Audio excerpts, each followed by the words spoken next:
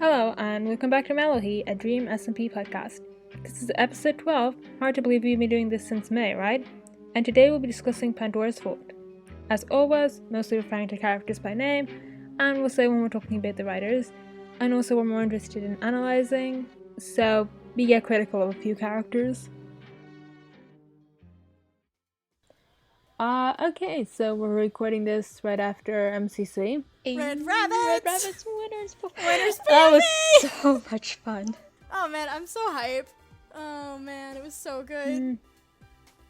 I don't really get hype about MCC. I watch it with my little brother, and we watch Green. Green's a good choice, I feel like. Nice, wholesome content. I always watch Dream. I'm gonna watch Rambo later, though, because he did really, really well, so I want to watch his POV. Same. Especially because it's his first episode. Or first tournament. First one, whatever. He got 14.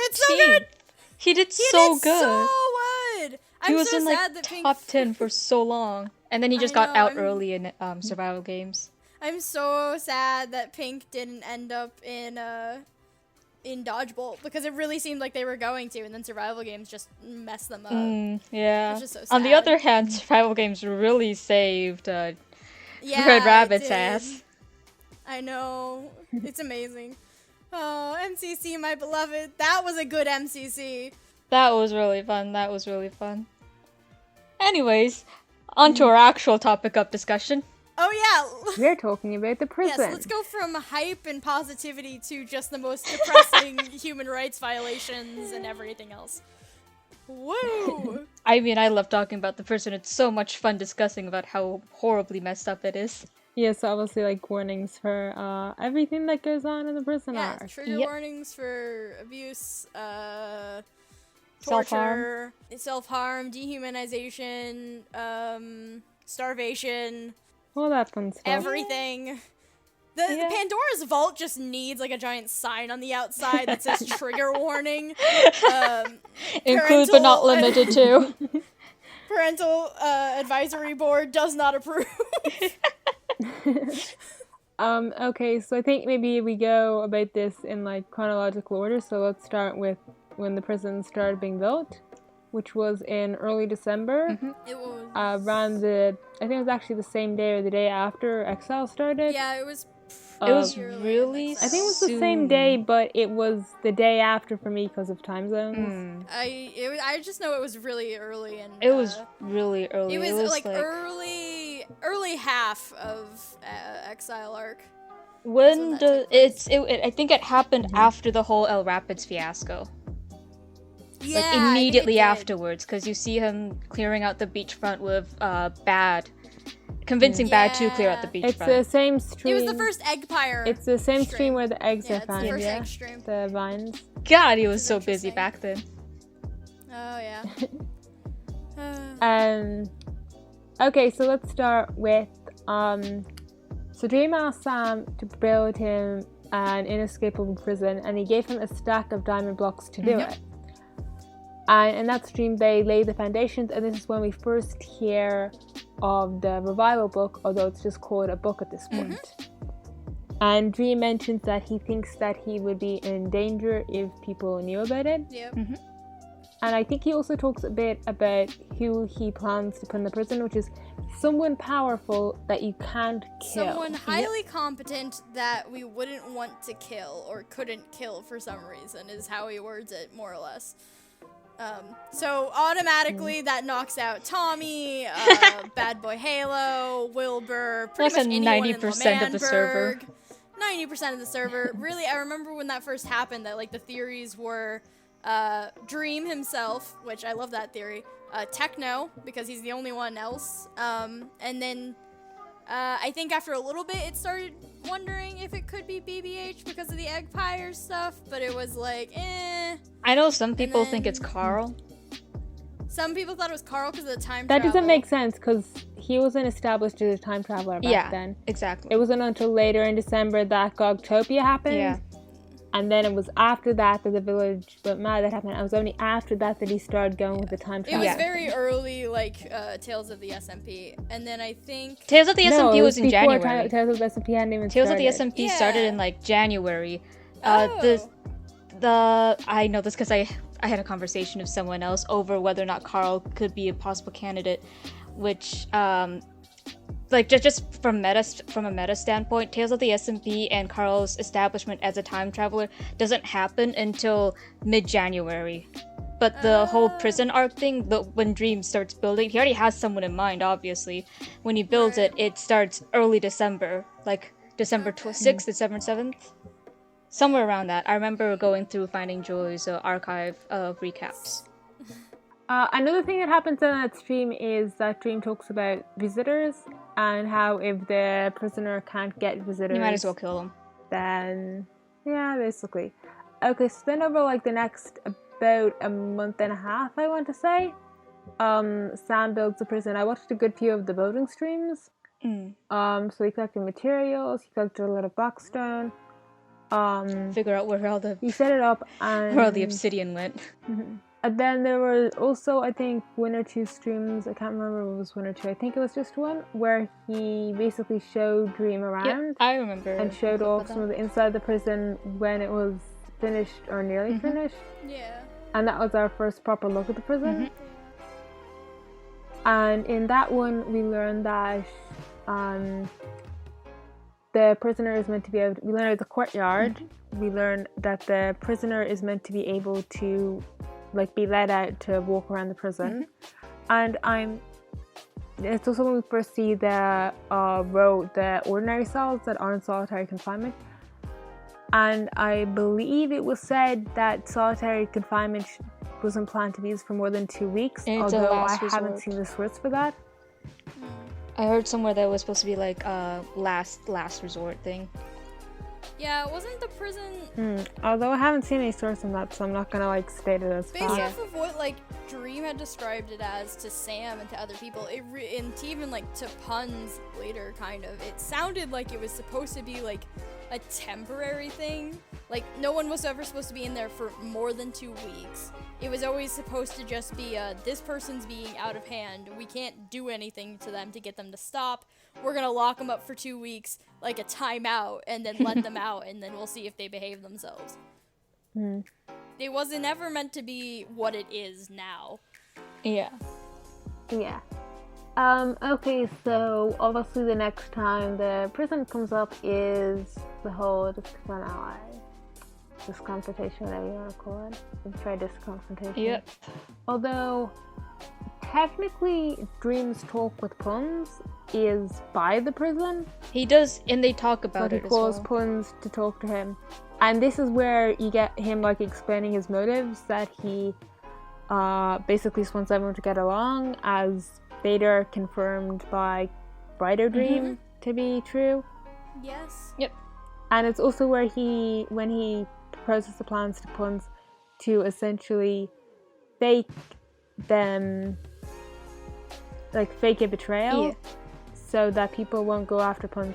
This is also where he says the thing about doing something, says the line about doing something that will make people mad at him, and he'll have to go away for a while to avoid death. And we are still not sure if that referred to Doomsday or the whole disconfrontation. Yeah. Because if you go with the theory that he planned to be put in prison, it makes more sense to be this confrontation. Yeah, there's like this moment where he's talking about to avoid death, and he just turns around to look at the prison and then points towards the prison entrance.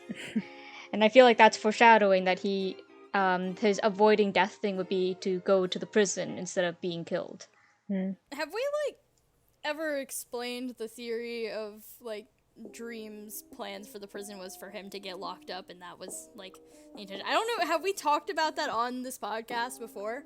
I don't think we've ever like really gone through it. We've only really referenced it. Oh yeah.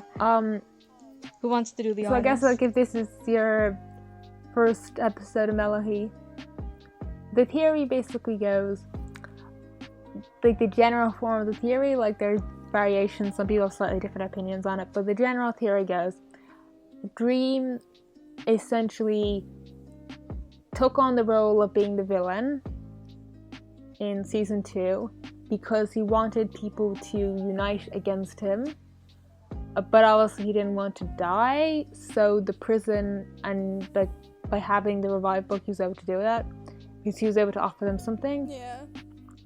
And the idea was that he wouldn't die because he'd have the prison, and basically he'd be able to survive, but also unite everyone against him. And then once he was out of the picture, ideally everyone would get along. Although obviously that didn't happen. So like a summary is that the part of the reason why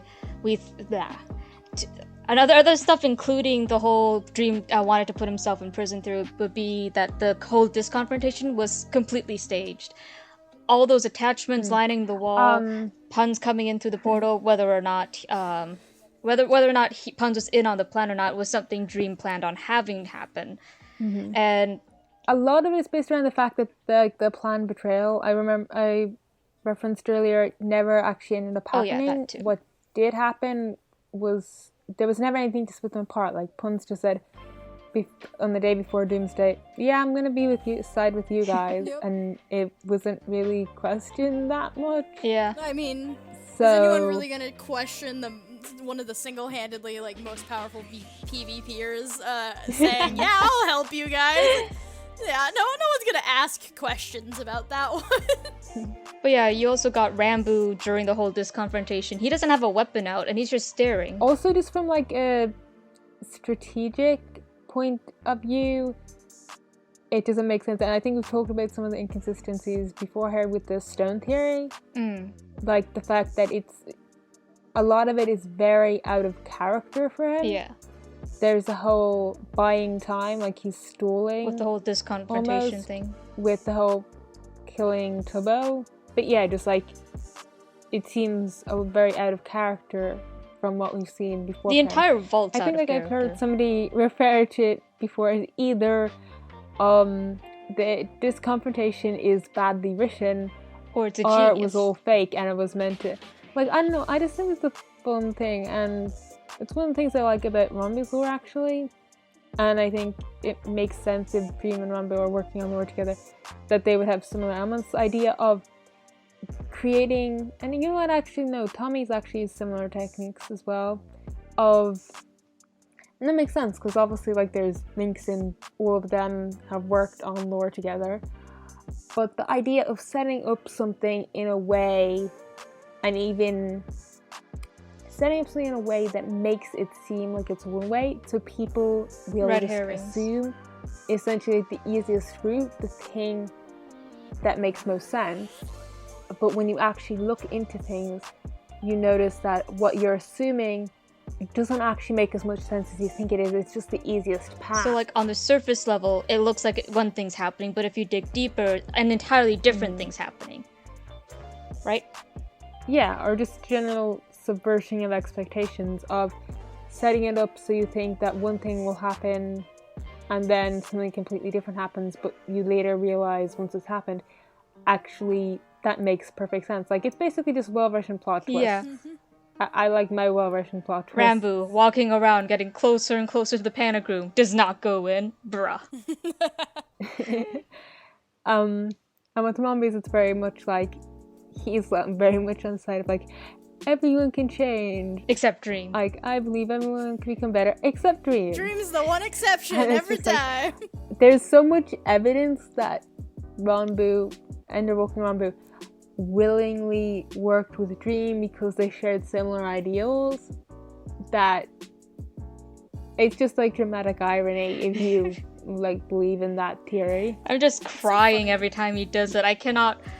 Okay, I believe Ender Smile is canon so hard that I cannot wait to see everyone else's reaction to when it's finally I was revealed like they're besties, Your Honor. They are best friends. The weak Ranbu apologists will fall. They will. Only the strong will survive. This is the deciding factor. Are you an actual Rambo apologist or are you not a Rambo apologist? No, you see, at the moment there's a lot of people who come to us Ranbu apologists, but the thing about Ranbu is he hasn't actually done much. He's blown Like, shit there's up. not much to apologize. Like, you look at Tommy, and it's like, he's literally murdered a guy. That's true. He's also Okay. waterboarded stuff. You can apologize for that, okay? Like, you can, again, like we said in the last episode, we apologize in the sense of, like, defend their character. So you can say about Tommy killing Jack Manifold during the exile, he was in a bad place, he felt sorry about it after, like, you can explain why he did it.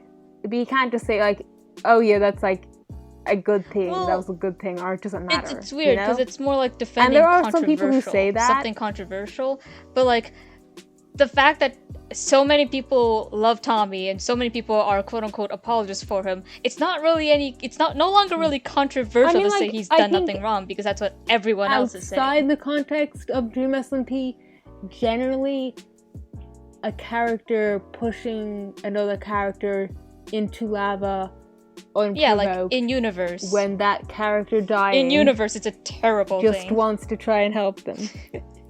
But like out of universe, in meta, in fandom, it's not a controversial opinion. It's just the opinion everyone has. Yeah. But yeah, I just think Ranbu hasn't done much to be an apologist for. So I think there are a lot of people who would call themselves Ranbu apologists who are going to go, wait, he's actually doing bad things now. Well, that's the. He's always done bad things. You know, have you ever met people who like analyzing Dream, we do jokes sometimes about like bench trio apologists having the bad takes. But I do think there's going to be a thing where it's going to be like, are you really like a bench trio apologist, or are you like a Tommy apologist that just sees them as like extensions of Tommy character. Plus? Yeah. Because if you see that, you'll be like, if Ender Smell is canon and you're that kind of bench trio apologist, you're gonna drop him so fast. Either Ranbu is being mind controlled and all of his actions are completely without agency, even though that's super boring, or you go, Ranbu's betraying Tommy. They'll basically do the same thing they did with Technoblade. Yeah. Where initially it's like, oh great, he's helping Tommy, they're friends, woo, I like you now. And then he ends up going against Tommy and they're just like, evil. / fandom critical, but can we like not judge a character by their relationship with Tommy? That's so boring. That's so sad. Judge a character by their own merits. Yeah. Like, and maybe a character is, you know, justified in disliking the character that betrayed them. You know, like you ever think of that? You ever think of that? There's a lot of bench trio apologists that kind of they're bench trio apologists not because they like especially like Tommy or especially because they like Tubbo or Ranbu, but because Tubbo and Ranbu are Tommy's friends and they've sort of formed like an entourage around Tommy. So they sort of like, well, we really like Tommy and these two are always helping him out and rarely ever go against what he says. So we like them too, but then as soon as one of them does something that seems anti against Tommy, new fans have forgotten. They have forgotten the start of season 2. They have forgotten the wars between the Tommy and Tubbo apologists. Yeah. I think now it's a little better because I think Tubbo and Ranbu especially sort of have grown their own fan base as content creators more. So those who watch them in the SMP are very focused on them, and they produced a lot more content than Tommy did on the SMP for a while. I definitely think there's like more crossover between like Dream apologists and Tubbo apologists than there are between Dream apologists and Tommy apologists. Yes, I would agree with that. Like it does exist. According to my survey, there are about 96 people who are both. The best Tommy apologists are the ones that are also Dream apologists, because you know that they're going to give you like the good nuanced stuff. Yeah. You know? Well, I think you know that they're going to like actually be analyzing his character and not just blaming anything bad he does on Dream. So wait, I think I have an explanation for why that is though. I think the reason there's more crossover between Tubbo apologists and Dream apologists than Tommy apologists and Dream apologists is that in Tommy's perspective, which assumably most of them watch, if you're a Tommy apologist, in Tommy's POV, it's always him directly against Dream. In Tubbo's POV, it's not Tubbo directly against Dream, it's Tommy versus Dream, and Tubbo's usually on Tommy's side. Usually when the conflict happens, it's because Tommy or Dream do something to one another. Tubbo never does anything against Dream except when he tries to execute him, but that's a different matter. Dream never really directly acts against Tubbo except a few things that were like general sort of like non-roleplay server maintenance, like destroying the villager farm. And Tobo's a very easygoing, like, forgiving person, so he never really held that against him. Tobo... I also think there's the fact that they are actually quite similar characters. They are. When you get down to it. Like, they are both willing to do, like, things that are bad or wrong or morally bad or whatever, however you want to do it, in defense of what they think is right. Yeah.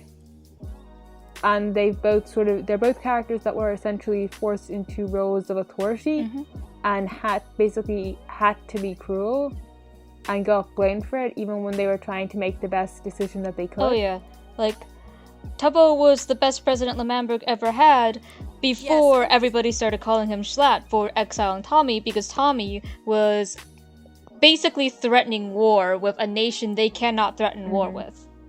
Yeah, exactly. I firmly believe that Tubbo was the best president that L'Manberg had. Wilbur was too focused on himself to some extent, but also just like on establishing themselves as a country in the first place and how he could give himself power. That's what went wrong with the election. It wasn't about helping the country. It was about the fact that no one was listening to him and he wanted to be in charge. Yeah. It had nothing to do with the betterment of the country. Schlatt was Schlatt. Schlatt did what he wanted, and he was a shitty person, but other than the fact that he was a shitty person and tried to murder people. I think arguably he was. But he wasn't a pretty bad good. He was a president. decent leader from like an objective viewpoint. Like, people didn't like him, but like he was getting more stuff actually done. Yeah. They than were Wilbur doing did. things. The only problem was that he was also like an abusive prick and like taxed. He's an Nikki asshole. Yeah, excessively. like he was a dick. He was an asshole. But he so was like decent and he didn't. as like a leader. And I don't think he really necessarily cared about the citizens and like what was best for them. He just kind of was like, well, I want to do this, so we're doing this. So he wasn't a terrible president. Like, he didn't get them into any more wars except for, the coup, but that wasn't really his fault. Except for, because like, honestly, my thing with Schlatt I always think is funny is that technically Schlatt's the only president who never did anything like illegally. That directly harmed his country. Well, that, and then, like, nothing he ever did was against the I was law. gonna say he was the only one that didn't do a war crime, but Tubbo didn't get a trial either. True. So. That's like, true. He never did anything necessarily illegal. Wilbur did, obviously. Wilbur tried to rig an election. Wilbur tried to rig an election. Schlatt did his election perfectly legally, even though it was, kind of scuffed. But he did it legally. Tubbo to me is the best president because he genuinely seemed to care more about the benefit and the protection and the betterment of his people than he did about himself or any individuals. The ideal of L'Manberg that Wilbur sort of put forth. And while that wasn't ever like true under Wilbur, he wanted it to be. Yeah, he tried to achieve that ideal that Wilbur used to get people on his side. Which is really funny. It's really, of like being a peaceful country. It's really funny to me that that's the case because Tubbo was like one of the first people in when L'Manberg was first being established. That was like, but I thought we already had independence. Like, why are we doing this? And then at the time he becomes president, he's, I think, the only president who truly embodied what L'Manberg was supposed to stand for and tried his best to achieve that, even though he failed because the first time he did something, everyone said that he was an evil dictator, and he stopped trusting his own opinions. He stood up for himself. Yeah, he stopped trusting his own opinions and he started listening to what everyone else was saying, and which gave Quackity the perfect opportunity to sweep in with his whole butcher army idea. I am still holding a grudge against Quackity for that. It's like there's a balancing thing inside me, and it's like on one side it's like manipulated Tubbo is torturing Dream, manipulated Fundy, manipulated Foolish, got Foolish killed, and all the bad stuff he's done. And on the other side it's like makes me feel sad about his fiancés, and those scales are basically evenly balanced because of that. And this is how I approach characters, okay? That is perfectly fine. Like, they can do the worst things, but they make me feel sad for a moment, and it's like, I kind of like you, actually. You make me sad. I'm gonna put you in my favorite characters list. Yes. That's what it takes. Honestly, it's like the same approach with Wilbur's characters. Like, you're one of those characters that does the thing where you come into the story and you just immediately start causing problems on purpose, but also you're sad. Like Pogtopia, like he's been a bastard there. He was a bastard but before also, Pogtopia. He's a very mentally unstable bastard. Yeah, he was a bastard before, but like now it's more, but also like mentally unstable. And then the whole suicide thing, and you can't help but feel a bit bad for the guy. My empathy runs out though. My empathy, you can only make me feel so much, but even if you make me feel things, my opinion probably won't change. I mean, like, I kind of look, I have high empathy, but I am also good enough at suppressing that empathy that I can kind of swing between, like, not caring at all or caring way too much depending on how emotionally invested I am. Which is why, like, I thought Exile was, like, fun. Like Exile arc, that was fun for me Dream because I had stripping for absolutely primes. no emotional investment. Yeah, I still. but you know, like I lived that. for the bits where he decided. I lived for the bits where he decided to be evil for like 5 minutes because there was at least a few minutes of him being evil every stream, and I liked that. But then, like, I find it really hard to rewatch this confrontation because I see Dream get killed and it's sad. So yeah, I have very strong but very selective empathy when it comes to fictional characters. Yeah, that's fair. Honestly, I think I do too. Yeah, I do too. Cause like cause I have that problem with Tommy because I do feel genuinely bad for him because he goes through a lot of shit. And it's not. And then he does something shitty. That's exactly it. It's like he goes through a lot of shit, and not all of it's his fault. Like, and like he does shitty things like all the time. He's not a bad person, but he's definitely like an impulsive teenager who does not think about their actions. But when he does think about his actions, he genuinely tends to be like good. Like he tries to help other people. He wants to be good. But he wants to be good, and I really admire him for that. But all the other times when he does these shitty things for seemingly no reason other than for, like, a laugh or because he just doesn't give a fuck, like killing Jack off, killing Jack when he comes to visit during Exile, or, burning down people's houses, stealing shit from people, burning people's items. Calling Captain Puffy Captain, Pussycat all the time for no reason. Like, it's not, like, it's very typical teen behavior, but it annoys me. But I can look past it because I'm like, okay, he's just an annoying brat. Sure, he's a privileged, he has a very, like, he acts kind of like a Karen's child where it's all about him. He does. But he does genuinely, like, have, like, these really tough moments and, like, all of this, like, very unfair shit happened to him for a kid his age. Because he's only, like, 16 for most of the history of the SMP. And I feel bad for him for that. But then he does shit like kill his own cat to piss off somebody else. Or burn Grief George's house to piss off somebody else. And it's like, if you didn't do those things, I would have I think very the most annoying thing is he tends to hurt people who are unrelated to his act, like the person he's pissed off to. That's true. You know, like somebody pisses him off, so he'll go after someone that they care about instead of directly at them. Or he'll go after something they care about. Like, people talk all about, like, Dream's character and attachments. You know, like, Tommy was actually really the one that started You it. wonder like, how he he got that and see, like, what's it called? It's called, like, the Railway War or something. I can't remember. The bit, right after Lemberg was founded when he kills Dream with the minecart.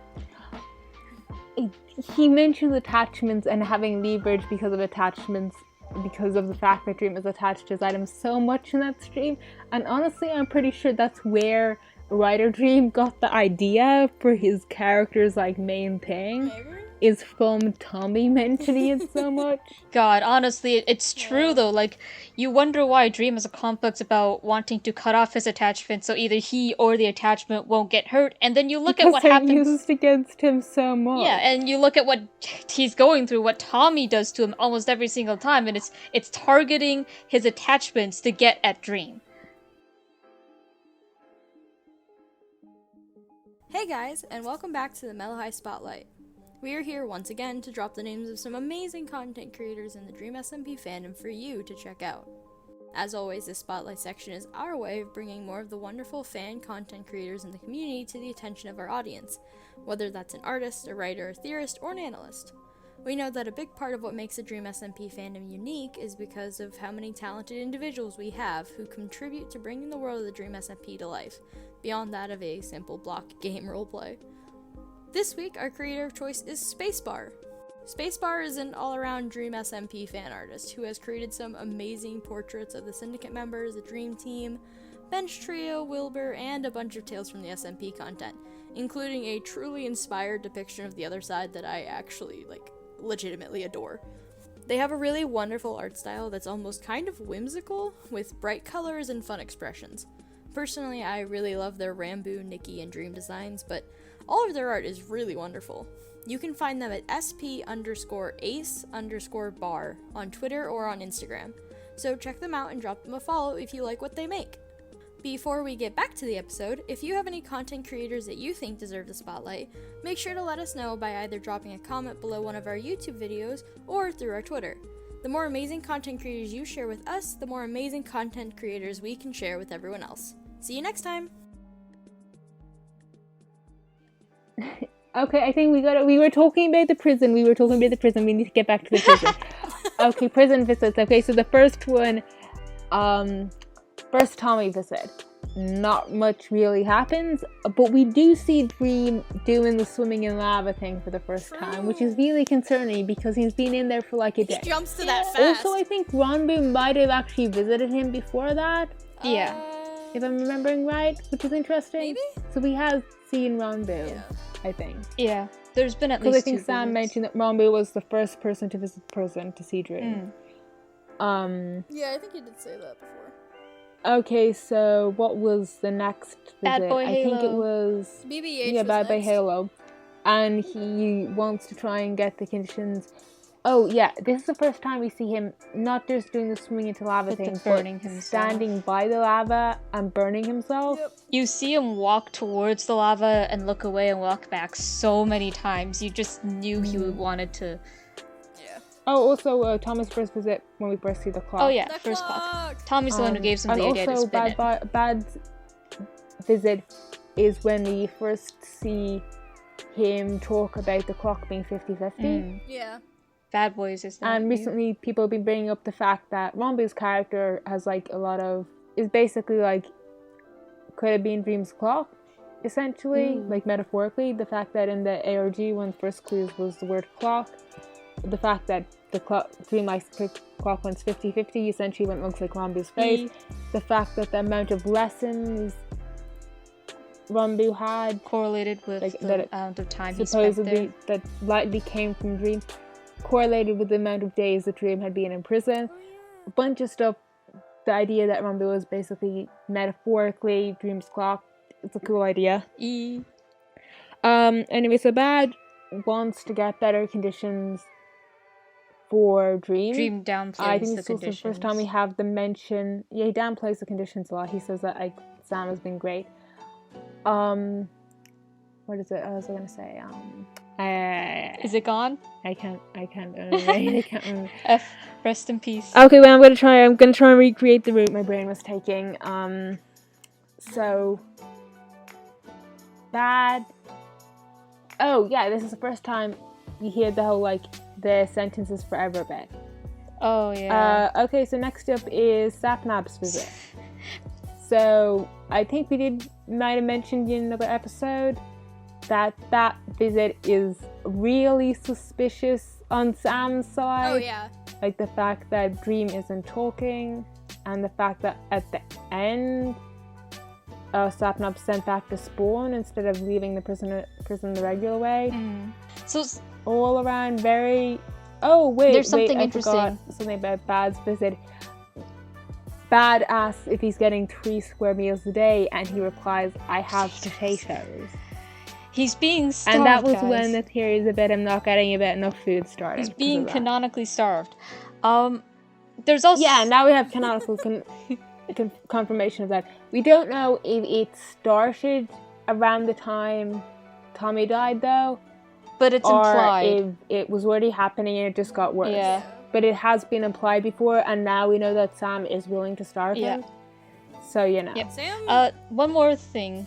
Right before Bad and Sapnap's visit, Rambo has his prison dream visit, which is very interesting, but it's a dream. Guys, it's a dream. It didn't actually happen like that. He definitely visited Dream at least twice, but like... I think something interesting to consider with the fact that it was a dream is that now we know XD manifests through dreams. I think it's only for George. We also know I think it's only for George, though. Those dreams are relevant to... No, because Mexican Dream shared a dream with George, so we know that he doesn't just show up in dreams that are just George's dreams. There's some sort of shared dreamscape. But he could have... But the thing is, though, is it a dream or is it a glimpse into the afterlife? Because we know that XD is tied to the Revive book, because if you burn the Revive book, XD will, and it's for someone who's already alive, XD shows up. So assumably he's tied into that process, or is at least aware of it. And Mexican Dream having the same dream as George and being aware of it makes it seem less like it's just a dream. Like, it seems like it's like a mix of like the cross of like dreams and the afterlife, because George remembers it, sort of. Mexican Dream remembers it fine, but then like BBH, Nikki, anyone that has shown up in those dreams that is still alive doesn't seem to remember it. So I'll be honest, I don't really what is believe the connection between XD and the Revive book / Afterlife all that much. It seems kind of iffy for me unless we have like further confirmation or proof. I'm not going to assume that. But I do think it's I think it's got more to do with George specifically.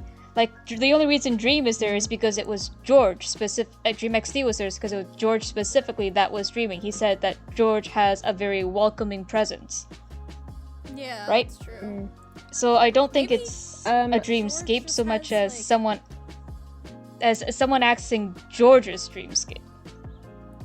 On the whole visit dream itself is sort of weird in that it starts with what seems a lot more like the real dream. Yep. And then it shifts into the like dream voice, which we know is most likely just like Ranbu's subconscious trying to talk to him. Yeah.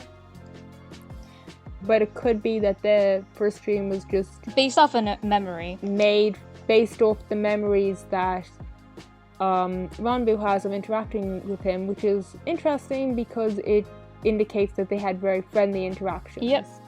But ultimately, the dream makes him paranoid and he gets himself banned from the prison right before Sapnap's visit, which is around the time that Dream stopped talking and started going on strike. Yep. Mm-hmm. Which implies Rambu's visits are frequent enough that Dream noticed immediately when he stopped. Mm-hmm. Okay, so next visit would be Tommy's second visit, where he gets locked in. We still do not know who set off the TNT, but Ranbu is definitely the most likely option. Sus. Yep. Mm-hmm. Yep. Especially since Ender Walking Ranbu literally just got banned from the prison. Yep. And he got a was message talking from... with Sapnap. Yeah, and he got a message. We forgot to mention the message from Sapnap. Sapnap brought a smiley face from Dream to Ranbu, and after seeing it, Ranbu just walks away, and later seen speaking in Ender in the game chat. Mm-hmm. When he's talking about something runs away for it always catches up eventually.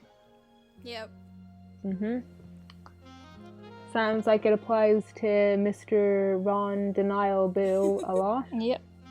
It definitely seems, I mean, out of anyone that could blow up the prison that was online at the time, it seems like Ranbu did it, and yeah, so I mean, I'm pretty sure that it was an Enderbu play. I just don't know exactly what the intention behind it was, because it feels a little weird for, like, it kind of makes sense that Dream would want Tommy locked in the prison, but at the same time, I don't think does it? so. I don't think that was I don't his think he intent. wanted him in there. Yeah, like what would the attention be there? Because I think the most that Dream has tried with Tommy while he was in the prison was, at first it seemed like he was trying to be like, I'm sad, I'm sorry, let me out. Which honestly, probably some of that was based in truth considering the prison sucks. But it seemed like that first visit he was kind of like, yeah, I'm sad. And then he's like, I'm sorry for everything that I did to you. And I know that I was wrong, but it was like a very like shallow sort of apology. The second visit, I don't know if his intention was to like, because obviously Dream's a very methodical person, and at that point I think he's still sort of, and I'm going with a more this is a very smart logical Dream interpretation here because that's what he is, but plotting. But it seems like at that point, he still had some kind of like idea. Like he still seemed like he was kind of losing it, but he was still relatively in control and like knew what he wanted. Mm-hmm. And that's... Isn't there someone who got like clips of him at the start of the prison arc versus a lot later on, I think around Tommy's visit, and like the change in how Ryder Dream acts his character? Yeah. He speaks a lot slower now. He does. He definitely, he speaks slower, he speaks more carefully. He actually speaks softer a lot of the time, and like you can tell that his character is getting sort of, it's really clear when you like listen to him between from like the first visit with Tommy to the visit with, or like with Techno being trapped in there. You can tell how much like he's on the edge of a cliff, and if you don't do something, he's about to step off. Because in the first visit, I could very easily see, it was like, okay, this guy, yeah, he's not having a fun time, but it seems very obvious that he's like trying to kind of play Tommy and be like, I'm sorry, I'm sad. But it's like, it's a very shallow, like, I'm so, like, Tommy asks him like, oh yeah, what are you sorry for? And he's like, everything I did to you and everyone.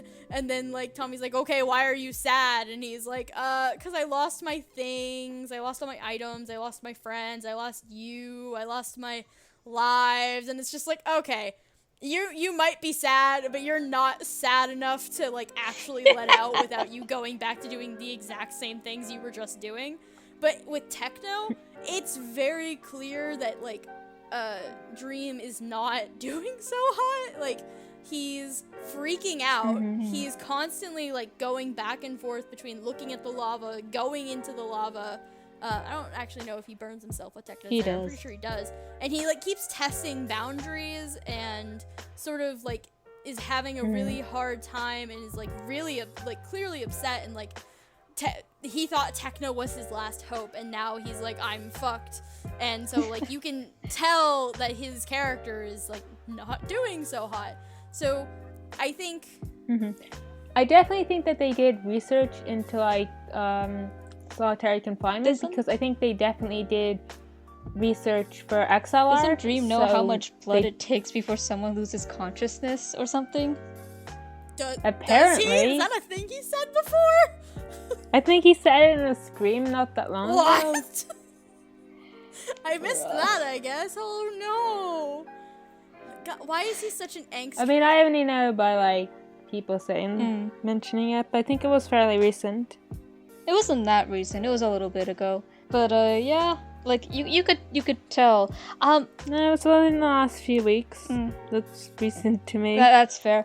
But like, again, I don't think Tommy getting locked in there with Dream was his intention, because he doesn't really do anything with Dream. With Tommy, does he? Like the entire week, he's just sitting there, hangs out and avoids Tommy being annoying for like an entire week. And it's only after the cat dies and Tommy starts talking about the revived book, that, you know, like the one thing keeping him alive not being real, that he basically snaps and starts beating Tommy up and eventually kills him. Yeah. And one thing that's annoying about the fan art is like no one ever remembers that it was Tommy. Fan artists don't seem to remember that it was a fight. It wasn't just Dream. Yeah. Someone not to like put in like bloody noses and a black guy on Dream as well. First punch. Dream was even standing at certain points. Dream was even standing in front of the cat, taking punches from Tommy to protect it. And then people are like, oh yes, this perfectly unharmed man is just beating up this teenager. This emacipated. No context. No context. They never mention or show any sign of the cat. And yet he's totally unharmed. Yeah. Yep.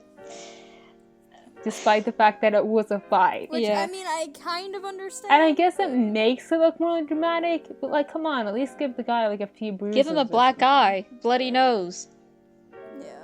Yeah. Yeah, basically, I mean, like, not everyone's comfortable with like drawing more bloody stuff, but basically give him the same treatment you give Tommy, you know? Yeah. If Tommy is perfectly fine and is just getting punched, then it's fine for Dream to be the same, but if like Tommy is like completely beaten up and Dream is completely fine, that just doesn't make sense with what actually happened. Yeah.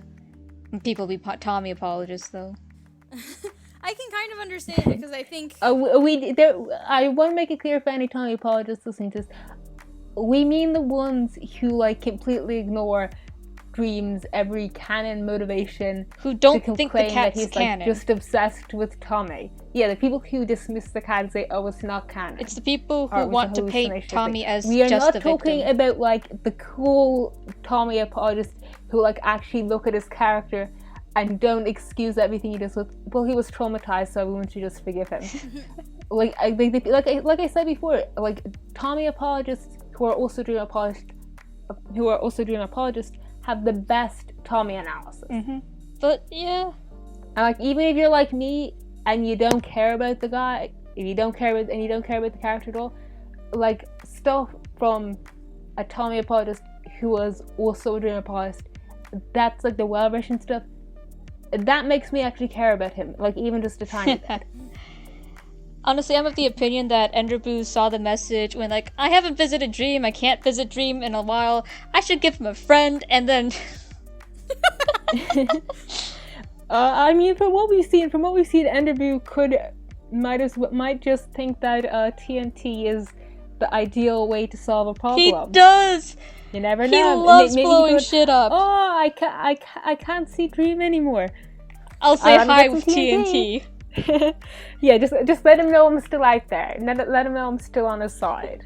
Accidentally locks Tommy in with him. But yeah, that's all the way up to Tommy, and then Tommy dies. He revives him 2-3 days later. He is not very good when he revives him 2-3 later. And what came of that was one of the worst theories the Dream SMP fandom has ever had. The reverse psychology theory. Oh, fuck that.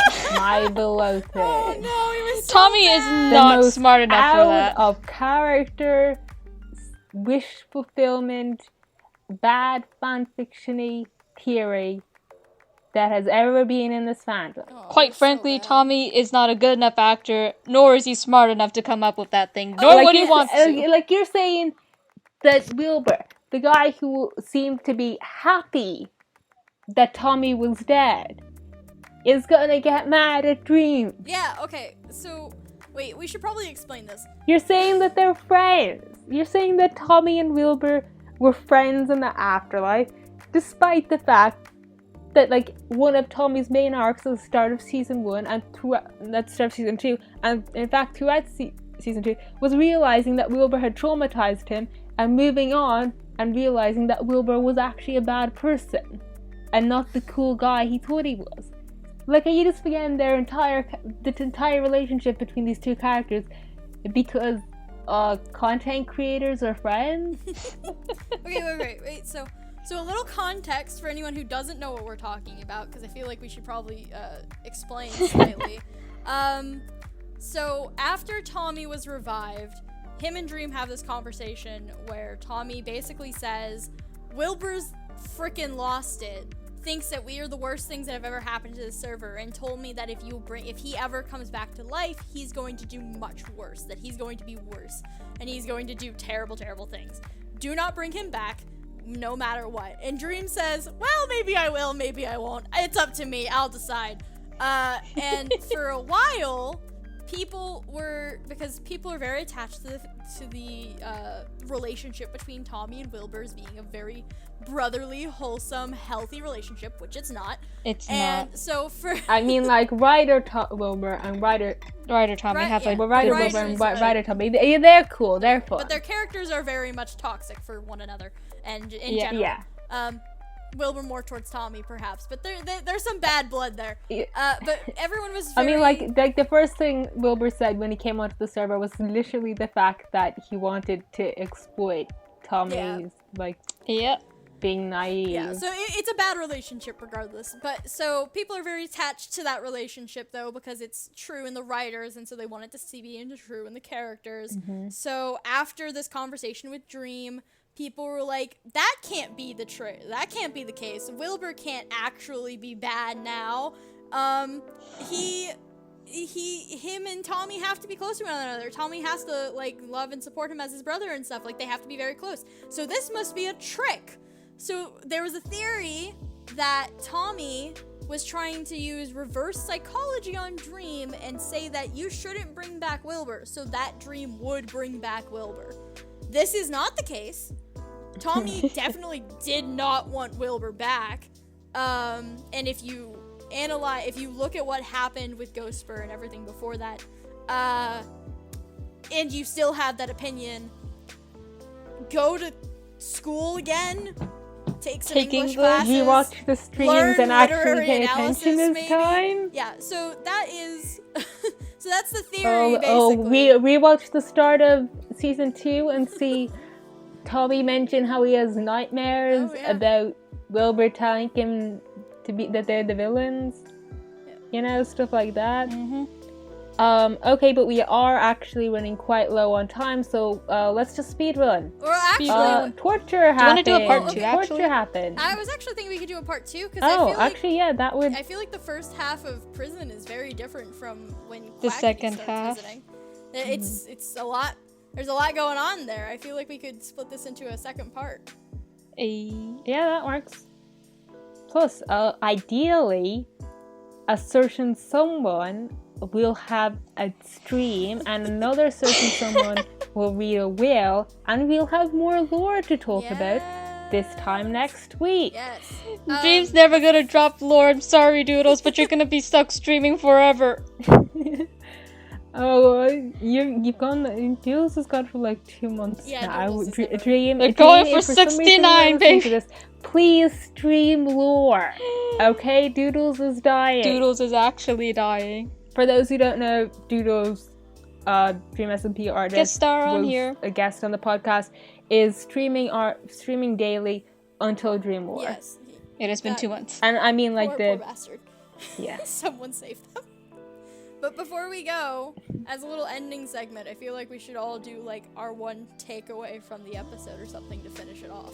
I'm sad. I can like any character as long as they make me sad at some point, but if I have no attachment to a character, I will laugh at their death. Same. Don't kill cats to make someone else angry.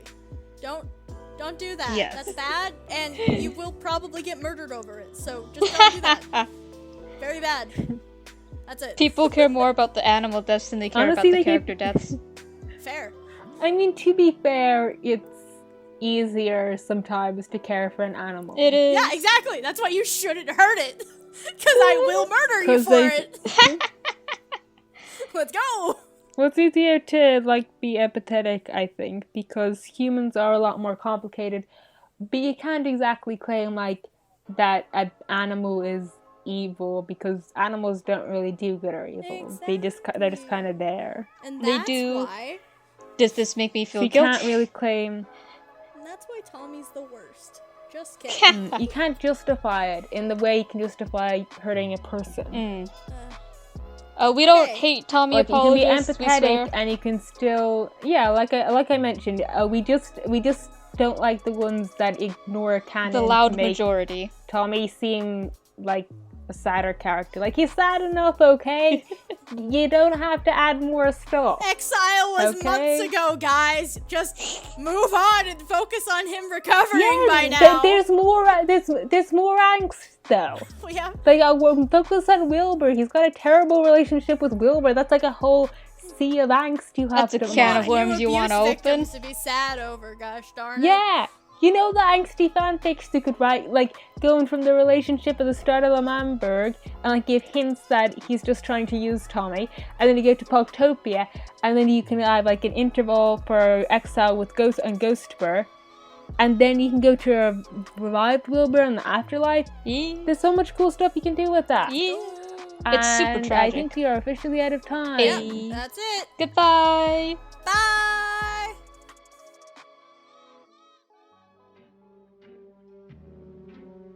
Well, thanks for listening to the 12th episode of Mellohi, and we hope you enjoyed it. Part 2 of our discussion should come out next Monday, so keep an eye out for that. You can also find us on Twitter at Mellohi Podcast, where you can ask us questions, suggest future topics, or just get updates about new episodes. See you next time!